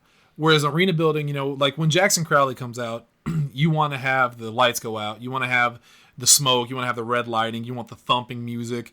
And at Shawnee, you just can't do it. It's just bright lights. Everything's illuminated. Mm-hmm. It kind of it's like when Undertaker or Sting comes out for WrestleMania in the daytime. it kind of Right. takes away the mystique. Now, for most wrestlers, that doesn't matter. But for Jackson, that's part of him. That's his gimmick. I think for me personally, like the DIY, like I was never big on like the gimmicks for the wrestling. So to me, I was just kind of like, eh. Oh, man. So... But I think it goes back to the difference of, like you said, that 80s style WWF Right. for, like, Hogan, Warrior, Macho Man, like, those big, like, for me, it was just like... One of the things I struggled with the most, especially when I became a manager, was what is my character? Uh-huh. Because, who is Mr. 100? Mr. 100 is a name that I took based on a joke we made about a girl we knew, where she would say everything was 100. So I was like, well, all right, well, then I'm Mr. 100. And it was a joke on the show, and then that became my nickname. And God, I hate that. I hate that name. I hate that nickname so much. If I ever come back, I don't want to be Mr. 100 anymore. And like I see all these other managers Jason would tell me about that was really successful, like Showtime, or and Showtime's great, but they have the big flashy outfits, their names written on it and stuff like that. And I didn't want to be that. I wanted to be more realistic. I wanted a more gritty feel because I always thought that if you put a little bit of realism in it, it works better. Right. So whenever I tried different things with Mr. 100, I did the whole hacker thing where I would put the videos up like we were in control of it, but no one ever really supported that idea and I kind of realized that other than the things that I post on the CCW page myself, there's not a lot of support for this. I'm just doing this on my own. Right. And that was frustrating. That was frustrating trying to find my voice because I didn't really have anyone backing me on it. Eventually, I just started being me. When I get out there on the mic and I'm running my mouth, if you remember in the January show that we did, the Riot match, there's a time I got in the ring because I was going to do this thing with Jackson and Osby, and I just sat my chair down in the middle of the ring. I grabbed a mic and I just laid back in it, and I started talking about Sonic the Hedgehog. And people would say, well, that's stupid, but the crowd ate it up. I started making fun of Fortnite, and the crowd's eating it up. So just be myself. Who cares about gimmicks? If you got the personality, that's all you need. So that gets us into the Cage Chaos show. And this is something that I've talked to Josh about. Otis Crowley. And I've talked to a couple different people about on here. And this goes into your, the effect, the feel of a name versus not. Yeah. This show probably was one of the ones I had the biggest problem with of how everything was set up and done. One, Hustlers versus LAX stole the show. I believe that should have been main event. That crowd was hot during that. And they were scary. Yes. Except backstage. They were super nice. Dude, like, I talk to Hernandez at least probably once a day. Hernandez and I are friends on Facebook, and we talk to each other, and every time he replies to something I post, I go, because I think it's Jerry Looney. Uh-huh. Because he has the Sanchez Hernandez. Right. So every time I get a reply from Hernandez, I'm like, why are you talking to me? Like, I'm nobody. He's so nice. So cool. And it's the same with him, and it's the same with Homicide. Yeah, Homicide, I only talked to him once, but he seemed really cool. Both of them super nice guys. I feel like they should have been main event. Yeah. My other thing, when you're talking about names and stuff like that, and I talked to Josh about this on his episode, which you can check out at bigleesworld.com or your favorite podcast platform. Pluggity plug. That's right. Yeah. That's how we do it here. That's right. Get them drops out. But so many people, like that main event show was advertised. Jackson Crowley was going to defend against Mr. 100's mystery surprise person. Yes. In the cage for the belt. Which also, if you ever saw the poster for that show, I was doing posters at the time. Right. That's my favorite poster I ever did. It's actually up here on this wall. It's on my wall at home too. It's except the part where Allie's name is covered by another picture, just because I don't want to see it when I walk by. But yeah, I based it on like an old '80s horror film, and it's my favorite one I ever did. Yeah, I mean it's a good poster. I like it. It's got cool. My name on it, so it does. Soundtrack by Big Lee's World. Yeah, that's right. Absolutely. People are like, man, I would not listen to that music. I've seen his Facebook post. But so many people, with knowing that LAX was going to be on that show, so many people online, even at working the ticket door, when people come in, so many people thought it was going to be Eddie Kingston.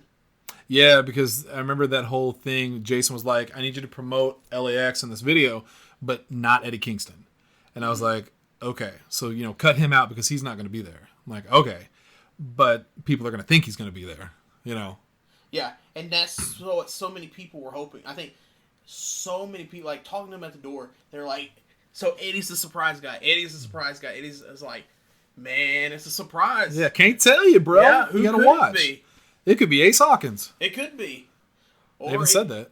Oh, you did? I did. I was like, or is it Ace Hawkins?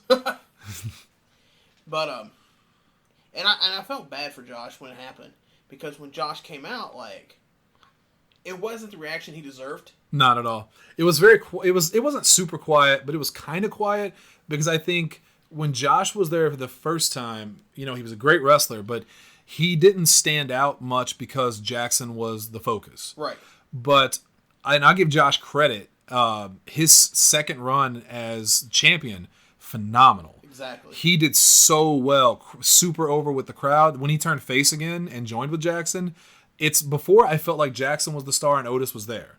Now I feel like it's equal. Them as brothers teaming is a whole new dimension. And what I really liked about it was Jason told me, we're gonna pair you up with Otis. I didn't know Josh very well. Uh-huh. The most I knew about Josh, I knew when he came in originally, but I wasn't really doing anything with the company versus being in front row. But Josh and I actually talked a lot. I don't want to get too personal, but he went through some things, and I'm always going through some things. So Allie and I were in St. Louis. We had taken a week away from the world. We just went up there, stayed at a hotel room. We just want to spend some time together away from everything. And it's like 3:00 in the morning. I'm on Facebook. She's asleep because true story, I've never slept a night in a hotel. I can't sleep. I stay awake all night. So I'm sitting there and I see Josh posting some pretty depressing stuff. And I've never talked to him before. So I messaged him. I was like, hey man, are you okay? And I just thought it was, well, everyone talks to him. He's a big wrestler. But when we started working together, he remembered it. And he told me, like, it's good. We always see each other. I was like, hey, it's good to see you. Same thing with SB. Me and SB, I know, but SB and I talk a lot about personal things. And whenever he would see me, he would thank me and we would talk. And it was just really nice. And Josh was the same way. So when he said, I'm going to pair you up with Josh, I thought, I didn't know what to expect because I'd never talked to him in person. It'd always been online. But nice guy, he would listen to my suggestions, and I think me and him worked really well as a team together. It's one of my favorite things I've ever done at CCW, and mostly just because Josh is that good. Yeah, Josh is a great talent, very underrated. Incredibly underrated. And I think that's just because Jackson is so good that people look at Otis and go like, well, Jackson's here already. But again, this run, when Otis started doing his own thing, I mean, he had those cool masks. Right. He did his own style. He really came out in his own, and I think Otis really blossomed during that time period. Josh blossomed so well, and he put in so much work, great talent. He's making towns now. He's getting out more, which he should. Yeah, so should. My problem is I don't like the idea of him being with the tag team with Jackson. I think if it's short term, it's fine. I don't want to see them go for tag titles. Right. But I think the enemy of my enemy is my friend type thing with Cash Borden, who's also an incredible talent. One thing I'll always say about CCW is, and I mean this, like versus some of the other federations I see, mostly from Tennessee, I think CCW is the top when it comes to, indie talent. They're so good. And Cash is incredible. Jackson's incredible. Everybody's good. But I think I would like to see Otis branch off from this and do his own thing afterwards, obviously. Right. Yeah. Yeah, definitely. Like I said, I think that. And I miss being with him. I miss managing him. I miss it. I miss being there. So shout out to Otis Crowley if you're listening to this. Oh, I love you so much. You're my brother. You really are. We're both giving you the little heart hand motion thing here. I'm actually, it's unknown. Most people don't know this, but I'm the third Crowley. Wait, no, there was already a third Crowley. Yeah, that was J Webb. All right, well, I'm the fourth Crowley. Because me and Jackson and Otis, I love those guys so much. Jackson, the first time when I finally got my license to actually get physical, the first thing I did in the ring was punch Jackson. I've never thrown a punch before in wrestling. And I had no training. Jackson's on the ground, and I walk up to him, and I go to punch him, and I try to pull my punch, but I don't, and I just slug him in the face. I go backstage, and I'm standing at Gorilla, and I'm like, oh shit, I just punched the biggest star in CCW in the face my first time. Jackson walks back there. I start apologizing like a child. He literally grabs me and hugs me. He's like, it was great. It was perfect. That was so good, brother. And I'm like, oh my God, how are you this nice? You must actually murder people in your spare time. Yeah. So speaking of which. Speaking of murdering. So we moved through Cage Chaos. Yeah. You're now representing the CCW Heavyweight Champion. And I carried that belt everywhere. Yes. I took pictures with it. I took pictures of me like eating dinner with it. I was in bed with it because I knew it pissed people off too. Seeing me with the title, because Josh was never wanted it. I remember there was one time in particular I was like, "Hey, I'm gonna take the belt with me. Is that cool?" And he's like, "Yeah, that's fine, man. I don't care." So I leave with the belt, and I look at Allie, and I'm like, "I feel guilty. I can't do this." I took it back to the arena and gave it to Josh. I'm like, "No, you keep it." He's like, "No, man, seriously, take it." So I was like, "All right," and then I acted like I was the champion. I even when when Maria and I probably shouldn't have said her name. When we started dating, she worked at a bar, and I walked into the bar dressed in my best suit. I looked like Triple H. I had long hair at the time, and I walk in with the title slung over my shoulder, and I sit down at the bar. I put the title on the bar, and I take my sunglasses off, and I'm acting like all these fucking barflies are looking at me like, who the fuck is this guy? I felt like a big shot. I think you sent me a picture or something like that. I think I did, actually. And she took a picture with it, too. And I think the belt weighed more than her. So that was awkward. That's probably fair. Yeah. So you moved from that. So the September show was in Charleston. And then... Sure. I'm pretty sure that's right. And then that moves... How awesome was it to get to work with Raven? Raven was... So that was the October show. Yes. That was the October show, because that was right around the time of FearCon. Yeah. Because Raven was there. He was. Raven was so quiet, but incredibly nice and respectful. Uh-huh. We got to do a thing after the fact where... And I'll never forget this show. Oh, because... So before the show, Jason comes to me and he says, "Hey, after... because Otis is going to beat Jackson in the main. I want Jackson to get some of his heat back, so I want him to hit you with his finisher." Which I think at the time was that like double arm DDT. Mm-hmm. And I didn't want to do it because I was sick. I was legitimately sick. And I told Jason, if he drops me like that, I might throw up. Can we do something different? Can he just hit me with a chair? And Jason was like, "Yeah, if you're fine with that." I'm like, "Yeah, I'm fine with that." So I go to Jackson that night and I'm talking with him and Raven and Otis, and we're going over the plan for everything. And I tell Jackson, I was like, "Hey, instead of doing the finish, can you just hit me with a chair?"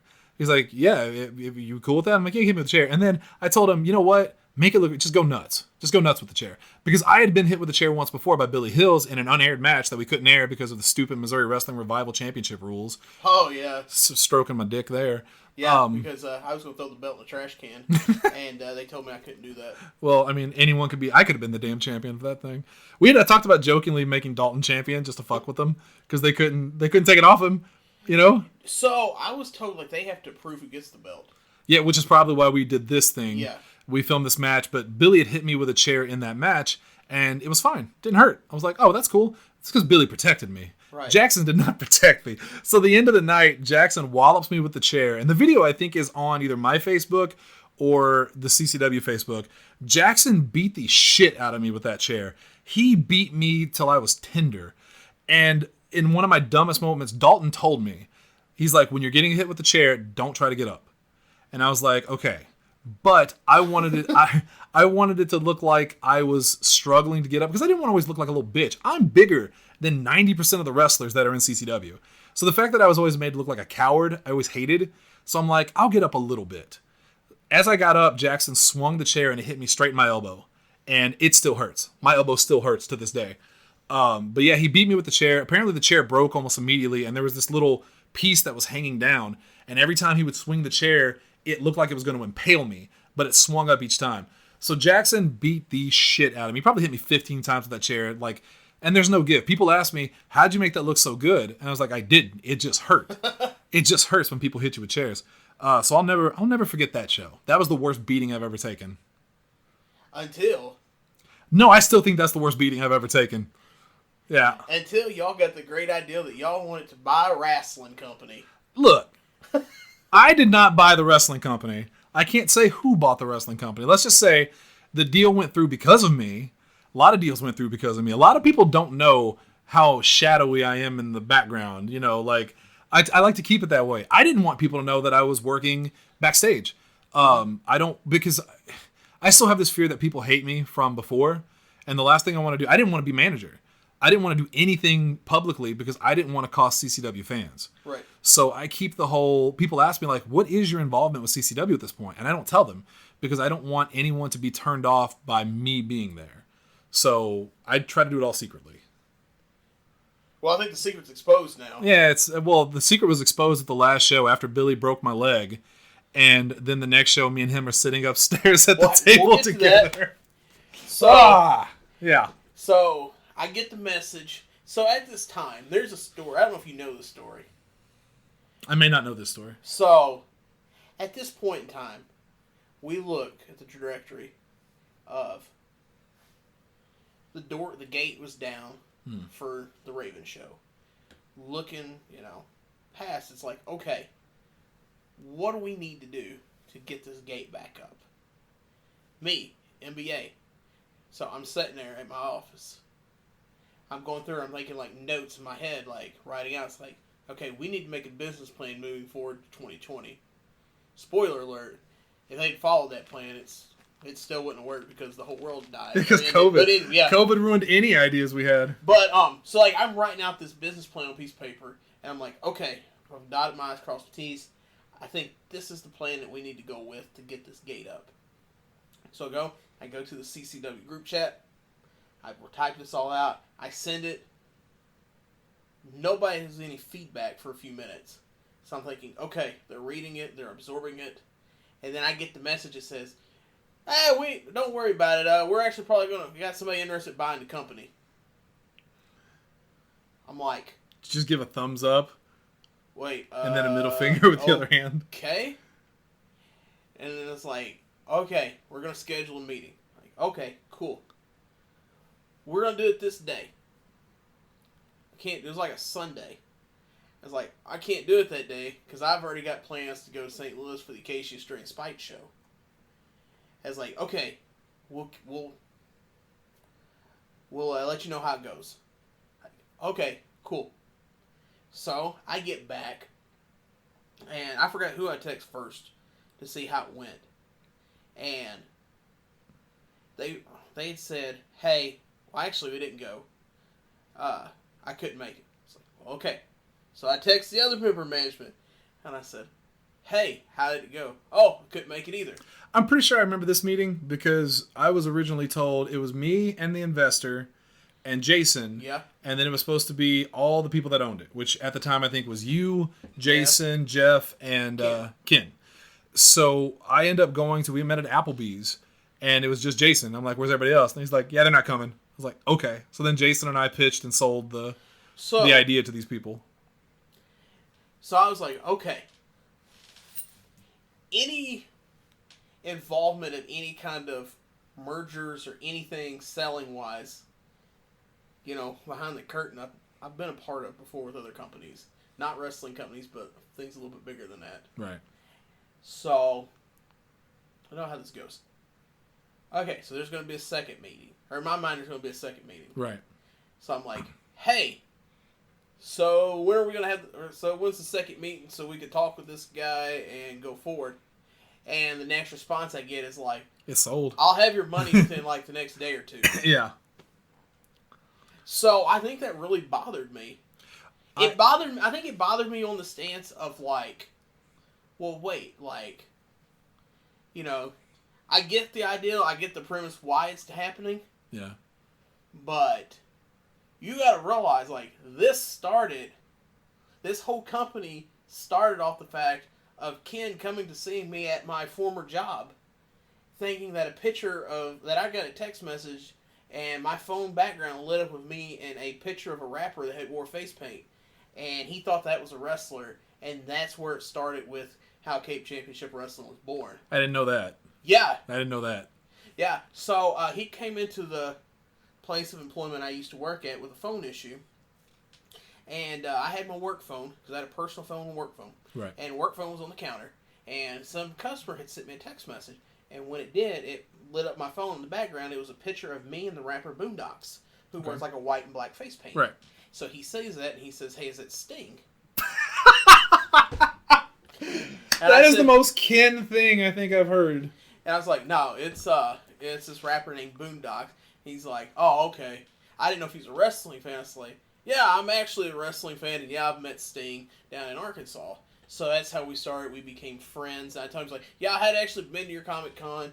I know some of the wrestlers you bring draw better than the others. Anytime we knew a wrestler was there, we would go to Cape Comic Con to support it Right. because me and my friends, like, we're not into comics or anything like that, but we would always go to support the wrestlers. Right. So we were there when Jerry Lawler came, when Jim Cornette came, even when Bobby Eaton came. Right. So so just with that, like, it was almost like a baby of sorts. So it's like, okay, I would at least like to, meet the person, talk to the person, say, hey, at least introduce myself and say, which I had this talk with you, it's like, hey, I know we sold out, but if you ever need anything or you have any issues or help. And boy, did you regret that. Nah, it's like, just reach out to me, and I'm more than willing to help you. And he has, by the way. So, don't tell him the good parts, like. So I was like, okay. Yeah, because little did you know you had met the new person that bought it. You just didn't know. Apparently so. But, so it's like, okay.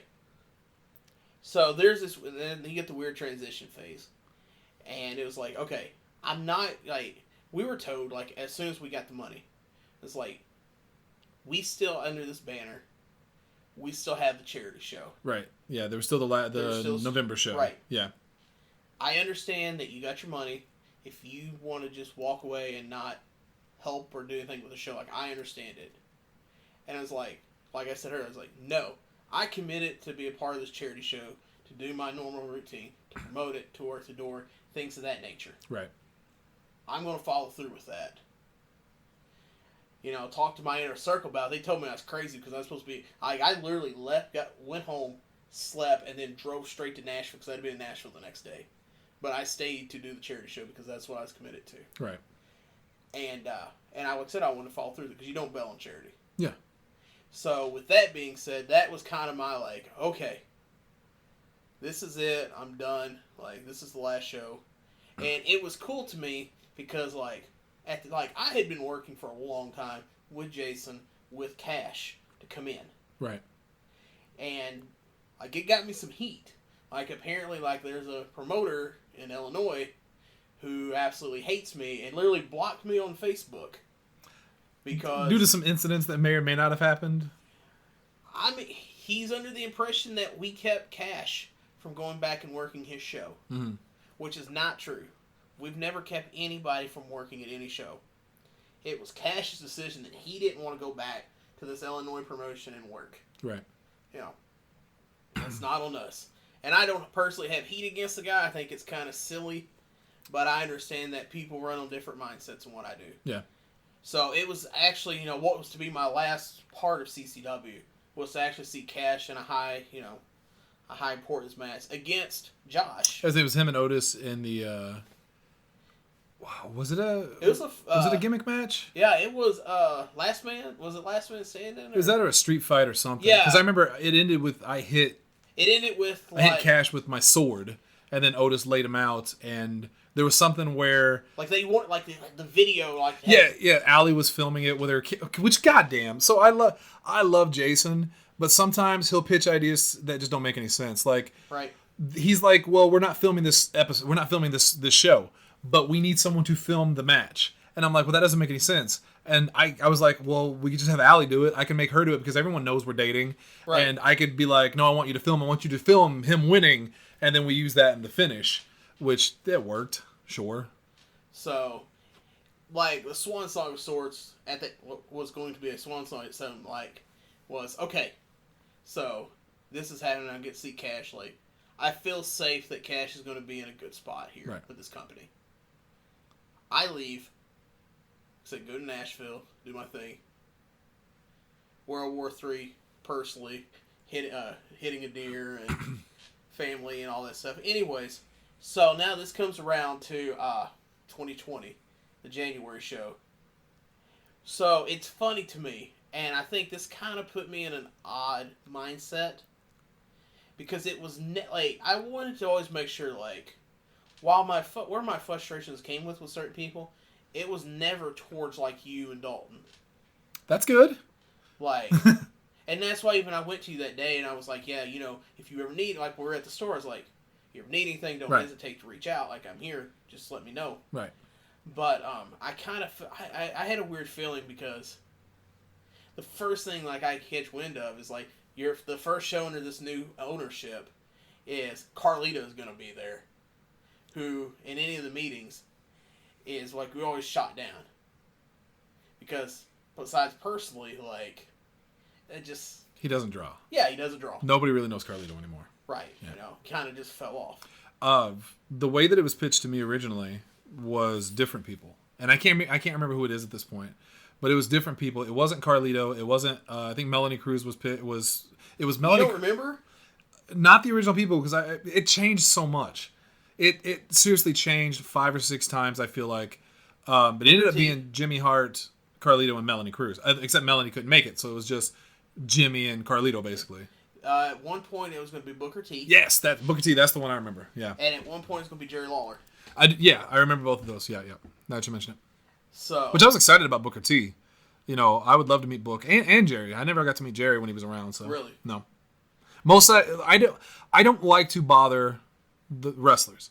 So when I started in CCW, even when we're backstage, you know the thing with wrestling is you walk up and you shake everyone's hand and it's a respect thing. I didn't do that because I didn't want to bother them. So whenever we'd have big talent in, I wouldn't talk to them at all because I didn't. If they need me, they'll tell me, type thing. So I never bothered any of them like that. Although Jimmy Hart, after we did our thing, one of the best things that's ever happened to me, he goes backstage because he was managing King's Court and I was managing the Hustlers. Yeah. And because he thought he was managing Derek King. Yeah.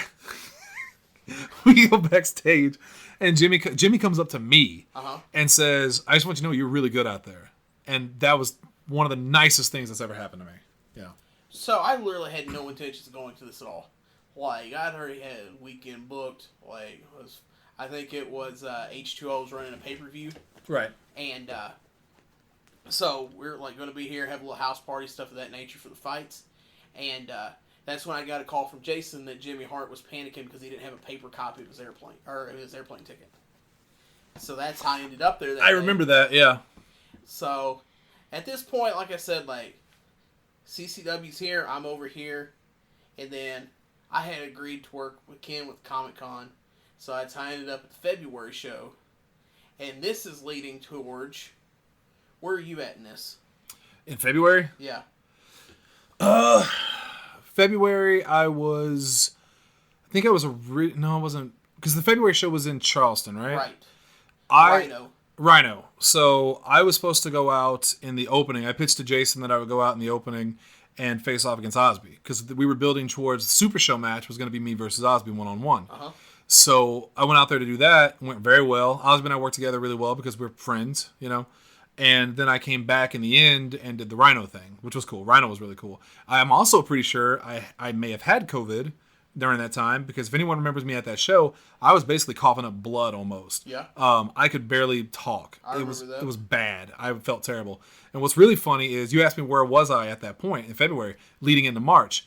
At that point, I'll never forget the ride home from that. Allie and I were talking. We were heading to Huddle House because we always got dinner after the shows. And she and I quit. We quit CCW. We agreed to quit that night. We told each other, she's like, I'm tired of doing this. And I said, I was frustrated. I was pretty frustrated at the time with just the direction of a lot of things in my life. So I said, I'm kind of sick of this too. And we wanted to spend more time together. So we agreed to quit. I told Jason the Super Show was my last show and I was done. I was going to be gone.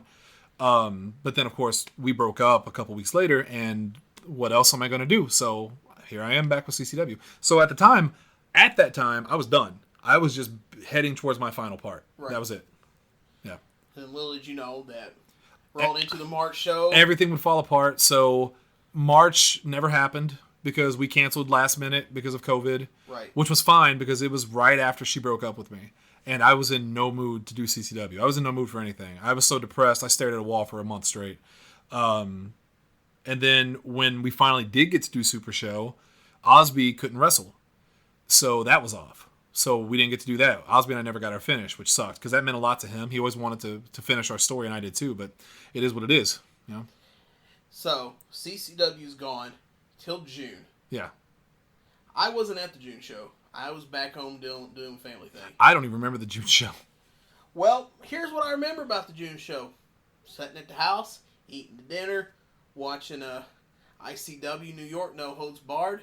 Shout out to Danny D'Amato. good promoter there out of New York. Put on a great product. Phone goes off. Your good close personal friend Jason Wells pitches me this idea. And says, okay, here's the blow off. Cash keeps having these problems with House 100. Shannon continues to interfere. We need to bring in somebody that's going to stop him. Okay, that's a cool idea. I don't know why you're calling to tell me this in the middle of the show. I want you to be the guy handcuffed to him. Yep. He came to me during the show. And again, this is after Allie and I broken up. I kind of had a new lease on life at this point. I was just going with it. I was so protective originally of my character and of what I wanted to do. Jason would say, I want you to go out there and act like you're scared of everybody. And I'd be like, I don't want to do that. Because, again, you're trying to portray me as this big bad villain. Why am I a bitch to everybody? But at this point, my life is in shambles. So Jason's like, he comes back to me backstage. He said, all right, so here's my idea for the next show. You're going to be handcuffed to Big Lee. And everyone around stops and looks at me like they expect me to freak out. And I just start laughing. I'm like, I love it. Let's do it. Like, I love Lee. Let's do it. It was a lot of fun. Until we did it. Right. Yeah. So, when he pitched the idea to me, I just, like I said, I was more focused on the show.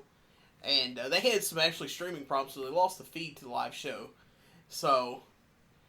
It gave you time to really sink in. I was just he told me, I was like, okay, yeah, sure, whatever. I think it was a rib. I did too, but at the same time, I'm like, but it's Jason, so probably not. So I'm just like, okay, yeah, whatever. So I made a little teaser post about, I forgot even what it said, something along the lines of, I'm sure it was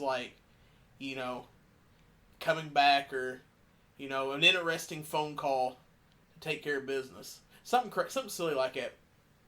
Don't think too much about it. So then the flyer comes out. So I'm like, okay, cool. So this is going to happen. I've got there's X amount of days between when this flyer comes out and when the actual show is. Because it's not the typical end of month to end of month. This is end of month to the second week of July. Right, it's 2 weeks, yeah. So I'm expecting, okay, so what's going to happen now? This is going to be the part to where we're going to start cutting promos back and forth. There's going to be some kind of online banter between the two of us that's going to build this up. And it's going to get people interested. And it's probably going to hurt some people's feelings. It's not going to be cookie cutter. It's going to have a real, like you said earlier, a gritty feel to it. An edge, yeah. And it didn't happen. No. Literally, the only thing we had was a spot. And it wasn't even hey, y'all should do this at the show. We just did it because it needed to be done. And that was the night before getting into it at the Comic-Con. Yeah, so the day of the show, I go out there, and that was one of my, from a storyline perspective, that was one of my least favorite nights ever. Because what was pitched to me was that we were going to turn me face, and I was going to be written out of the storylines that night, and I would come back later on as a good guy. I haven't been a good guy for years, and I was really happy with that. I wanted that. So we get there and Jason's like, okay, so I need you to go out there and interfere in the first match. You're going to be handcuffed to Big Lee. You're going to interfere and you're going to help the bad guy win. And then you're going to help the bad guy win later. Then they're going to turn you face and the crowd's going to be sympathetic. And I was like, oh, okay, that's not going to happen. You want me to do heel shit and then get a face reaction whenever I get beat down. That makes absolutely zero sense. Because I know when I had talked to you at the night before at the Comic-Con, what I was told it was going to happen. You're like, wait. Yeah. That's nothing of what I was told. Right. And I was like, well, if that's the case, then I don't know why I agreed to do this to begin with, because I was agreeing to do this to kind of go back to the Swan song. Yeah. And now you're telling me this isn't going to happen. Yeah. Again, with Jason, there's about 15 different paths. Right. And it could be any one of those paths the moment it happens. So, but the fun part about it was that we got to do stuff together. We never got to do stuff together before. Right. So they handcuff us together. I get the idea. I got to make him bleed. He did. I got the idea that it's better to ask forgiveness than permission. So I went out there. Jason didn't tell me to do it. And I don't know if he got mad at me for it. But I was like, there's got to be a way to make me sympathetic in some way before all this goes down. Because I want to at least have a chance of getting a face reaction when I get the beat down. So I go out and Jackson was being added to the match. And what I did was I went out and said, because I don't know why Jackson was added to the match. I don't remember now. Because he's supposed to work Blake Christian, and Blake Christian couldn't make it. That's right. So I go out, and instead of them announcing Jackson for the match, I say I got Jackson put into the match. That because I'm trying to turn over a new leaf. Right. I alluded to the fact that Allie and I had broken up, and it had an impact on me, and I wanted to make it up to Jackson for everything that I've done to him. So that kind of worked, you know. And then they handcuff me and Lee together, and I don't think anyone realizes how big our wrists are. Or the fact that neither one of us, no matter how terrible people that you think that we are, neither one of us had been, I've never been handcuffed. Right. Yeah. So we're handcuffed together, and that shit hurt. It hurts. And then the bad part about it is there's a spot to where it's like, I'm supposed to drag him to the back. Yeah. So, state law, I can't, hit him, right, knock him out, and drag him by the arm. I'm having to pull him by the handcuff. And as I'm pulling it by the handcuff, it's cutting into his hand. Yes. Or into his wrist. It was really bad. The finish, Cash was like, okay, I'm going to hit this move, and then I need you to jump up on the apron and pull me off. And I'm like, okay, I can do that. So the end comes, I see it happen, and I go to do it, but I'm handcuffed to you, so I can only get up so far, and I can barely touch him, and I'm stretching and grabbing at him, and it's just ripping my wrist apart, and it was miserable. I barely touched him. He had to sell it for me, and then you drag me to the back, and when we get back there, we take the handcuffs off, because we're looking for Jeff's significant other, right? And we're like, get these fucking handcuffs off of exactly. us now. So we get back there, and I look at my wrist, and it's just shredded. Well, I felt bad for you during that spot, because there you are on the apron. And, I know I'm going to have to pull you. Right. And we're already, and it's already bad enough because if you actually are one of the people that bought the pay-per-view, I don't know how well the camera picked up on it because I haven't bought it. And we only had one camera. Yeah. So if you can read lips, which for me it's probably a little bit harder because I wore a mask because I believe in wearing face mask and God bless. True heel. God bless. Right. That's why I can't keep a relationship. Oh shit, he's right. God damn it.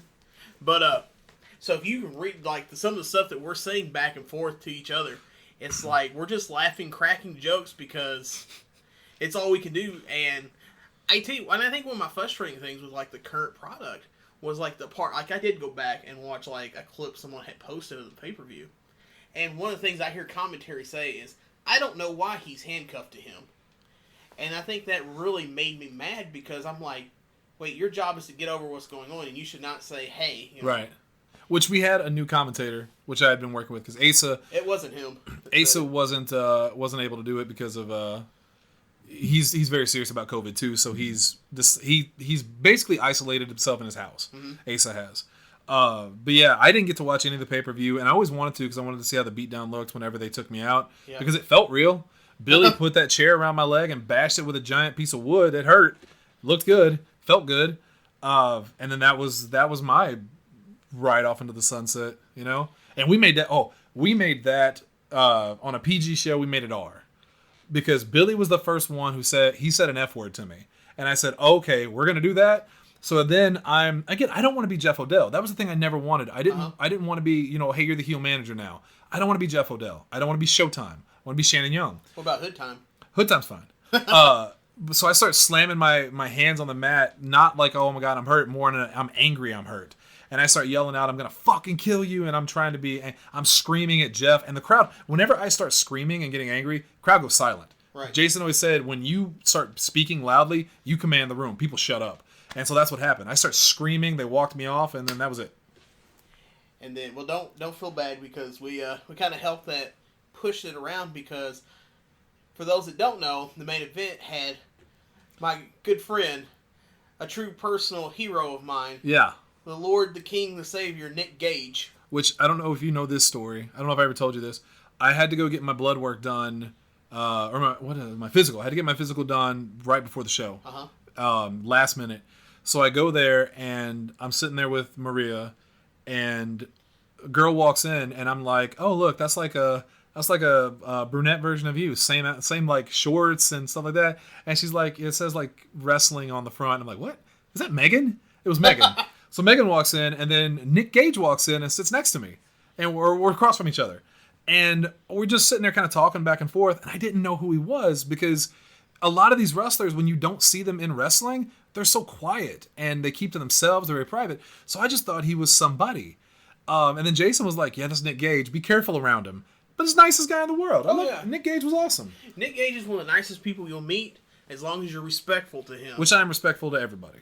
You know, unless I know you, obviously. Right. But like, there's never been anybody I've been shitty to that didn't deserve it. So, James Storm. oh yeah, I gave a current Tennessee promotion, one of their bookers down there, some grief about bringing him in. Well, at least he's wrestling there. Here he wouldn't even take a fucking chair out because that wasn't his gimmick. Oh my or God. show up for the post-show meet and greet.